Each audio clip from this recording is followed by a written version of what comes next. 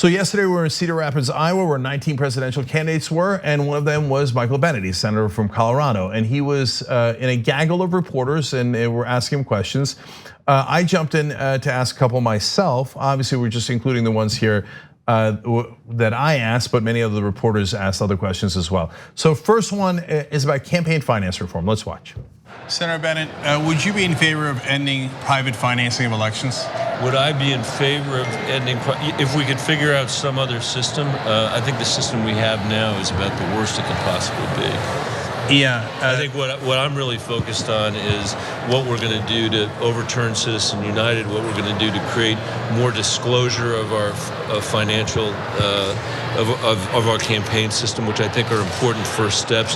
As long as Mitch McConnell is in the role that he's in, he will do absolutely everything he can to kill campaign finance reform. So I think this is 90% of the American people think there's too much money in our politics, and I completely agree with them. And so the alternative obviously would be public financing. Would you be in favor of that? I would be, but I don't think that it's realistic that we're going to see that anytime soon. So would you be in favor of an amendment? Would you vote for an amendment? The amendment that I'm working on right now is an amendment to overturn Citizens United. I was the second person in the Senate to sign up to Tom Udall's amendment. I think that's what we should be doing. So look, on the one hand, he gets that Mitch McConnell's the worst and campaign finance reform is in disastrous shape and the system is in terrible shape. But on the other hand, as is classic of a lot of Democrats in the Senate, he's like, but don't get me wrong, I'm really not gonna do much about it. That's my analysis and you can judge for yourself. But he said public financing is not realistic. I said, okay, that's fine, but would you vote for it? And his answer was, as you saw there, basically, no, I'm gonna vote for this other proposal. So if you're wondering what that other proposal is, what does it mean to overturn Citizens United? It would allow Congress to set some limits on campaign finance, that amendment. Okay, but that does not mandate public financing. You can still have private financing of elections. It just gives Congress more power.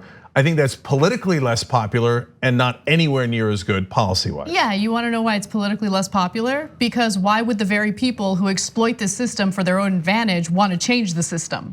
Yeah, and so what they're saying is, look, I wanna do some reforms because now anyone can buy a seat and they can just buy my seat by spending like $100 million against me. I don't want that. So where do I want power to reside instead? In me. Well, that's pretty convenient. Look, I don't want to talk it down too much because the Udall amendment is way better than the current system that we have now. But again, real change would be to end all the private financing, whether it's the Koch brothers or Soros or Bloomberg or Adelson or ExxonMobil. It doesn't matter. End all the private financing so they could serve public interests rather than private interests. So then I asked them about the minimum wage bill because it's stuck in the House. They said they'd get it done in 100 hours. They haven't. It's been obviously nearly half a year and Nancy Pelosi's still not been able to move it. So I asked him about that. Has $15 minimum wage stalled?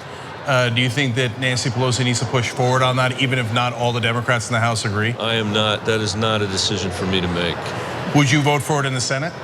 I actually haven't looked at the version there. What I've supported is an increase from $7.25 to $12.15 in some places in this country.